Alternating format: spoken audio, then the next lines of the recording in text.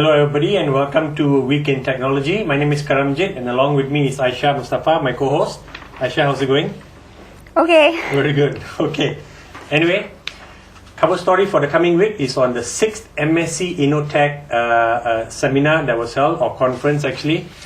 More than a conference, it's actually an event where the venture capitalists get together along with capable, interesting local companies, right? And so this is the 6th edition. There were 11 VCs. 4 of them were from outside of Malaysia. They came along and MDEC had presented 20 companies to them. Now in the early days, they found that from the experience was that the companies could have been promising, but they were very poor in presenting their business plan and in answering questions also. And I was lucky enough to sit in for one full session about 3 years ago, and I could see it for myself. Is very alarming actually. So your full potential doesn't come across just because your command of the English language and your comfort level standing in a room speaking to people is poor. Yeah. MDEC, to their credit, as now what they do is they pick companies and then they coach them. So they have they had 4 coaches, and 2 of them I know is, one is Matt Chandran from Info Valley and one is Chris Chan from MediaShop. And the impact has been tremendous because the VCs that Doreen interviewed, this is Doreen's story, that the foreign VCs are very happy with the quality of the presentation actually, and they came away impressed. And of course, the 10-minute pitch is not enough, but they're definitely going to follow up with these companies again. And some of the interesting companies which some of the foreign VCs named, and they mentioned, I'm talking about the foreign VCs because the local VCs, according to Doreen, after the event, they all went home. Probably because to escape traffic, because it was at Berjaya, Times Square. Probably to escape the press. Maybe to escape the press. The foreign VCs, of course, want a bit more time with these guys, so they stayed around. So Doreen managed to speak to them, but she'll talk to the local VCs next week, who are obviously equally interested, but they obviously have a lot more opportunity to talk to these guys. The few local companies that stood out, that some of them mentioned, was ALCIM, ALCIM, which is actually stands for, let me see, what is it, Asset Lifecycle Information Management Company. And according to one of them, this company is really interesting and is seeking 25 million ringgit, which I was quite impressed with, because normally in the old days the companies will seek 5 to 10 million ringgit. So the company's ambitions are much bigger, asking for 25 million. I don't know what percentage, of course. We won't know till the deal is actually signed, and even then if they want to share the details with us. But this is one interesting company. Another one is a company based on a Symantec-based integration knowledge organization system. It's a mouthful, but the company is called Ashtec Systems. Now we had a close-up of what Symantec technology can do, right, when we visited Mimos and their labs. So this company looks quite promising according to some of these VCs. These guys are trying to raise between 5 to 10 million ringgit. And the third one is an online company doing selling online greeting cards, which they found to be a very good idea. This company is called Energon. It's interesting because they obtain funky designs through an online contest open to anyone in the world.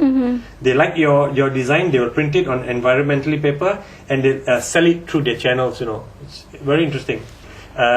Quickly jump on to you, Aisha, now.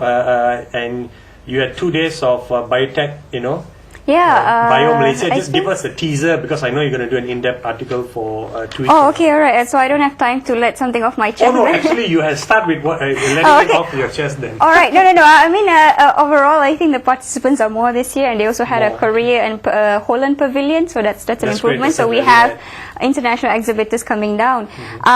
What I wanted to get off my chest was I was sitting down in a session where the Petronas Research in Berhad guy was presenting, and on the contrary, he had this massive slide about, I don't know, like it was all a lot of management stuff. So it was more like, research, phase 1, phase 2. It was, yeah, and it was nothing science. And at the end of it, a foreigner, if he hadn't asked, I would have gone and asked anyway. A foreigner went up to the mic and asked, you presented very well. It was a nice summary of doing research, but what exactly are you doing? What are you doing? Where is the meat? Yeah. And I think I was really disappointed with his answer. I think he was saying, we're looking at some cellulosic, which is biomass and stuff like that, and we are working with some companies. We're doing some strategic alliances that we can't talk about, and I just felt that it was more like an excuse. And then another foreigner came up, because I think he wasn't satisfied too, and he said that you guys are one of the major players in oil and also energy in this region.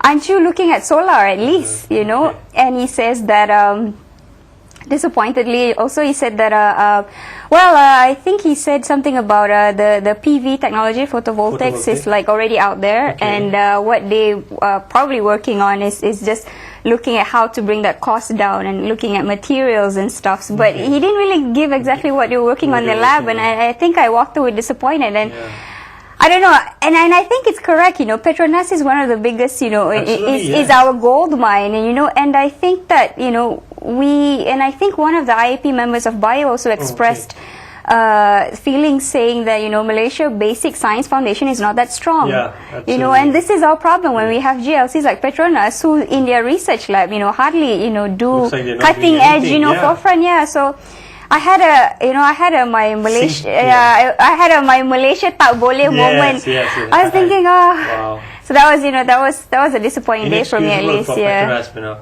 I mean, Tan Sri Hassan, if you're watching this, you got to give your lab people a kick up the rear end. I think. Inexcusable with the kind of funding available, with the resources you can attract with the funding you have, and being the biggest GLC also in Malaysia. That's being the top, oil and gas name. In Southeast Asia, if not in Asia even, I would say, aside from the Chinese giants which are coming out now. And I think, after those two foreigners asked the questions, I don't think anybody had any questions to ask. They summed it all up. It was sad. Very bad. That's but sad. Over to you.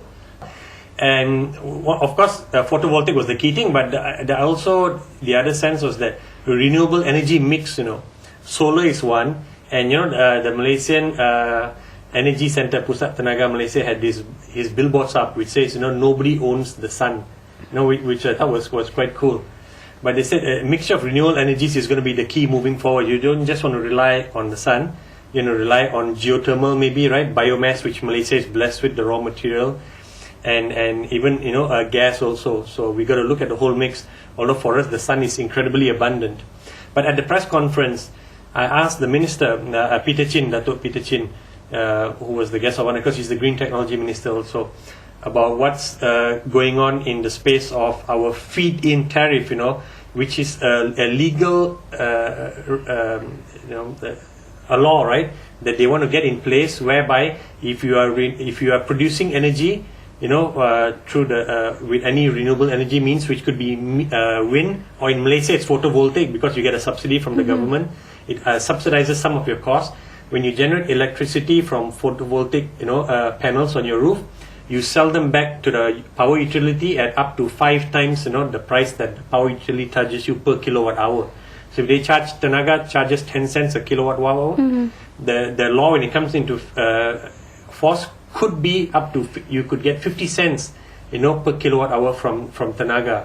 So very interesting. But he said the law, my sources told me it's going to be announced in this budget. It wasn't.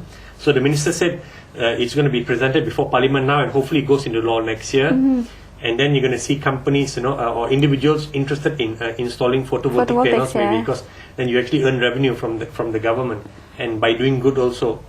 So that was interesting. And by the way, I'm being given that, there's so much more we're going to talk about. The conference I went for this morning, looks like you got to read my article 2 weeks from now in The Edge on how Malaysia as a tiger economy is under threat. I'll just tease you with tiger economy is under threat.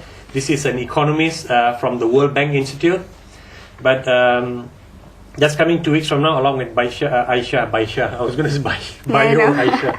Okay, Aisha's going to write on biotech for 2 weeks from now. That's going to be interesting. And with this renewable energy thing, there's a lot more things coming in this space, so look out for it. But Peter Chin has a blog which is quite interesting, peterchin.my.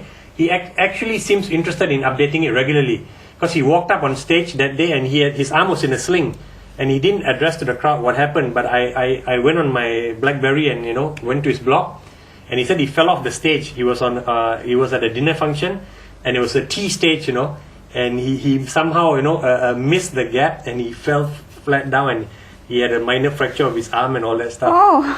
So, and he wrote a lengthy piece about how the organizer should have done it better, And subsequently, he's written about other things too. He interacts with you too. If you bother to share your comments with you, because he writes and he says, give me your thoughts, he actually responds back to you. So you can have a meaningful engagement with him. And I told him, kudos to you, Minister, keep it up.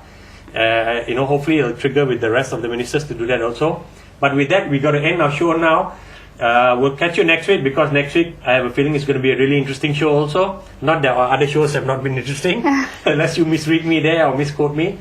But anyway, with that, have a great and productive week ahead with technology. We'll see you next week.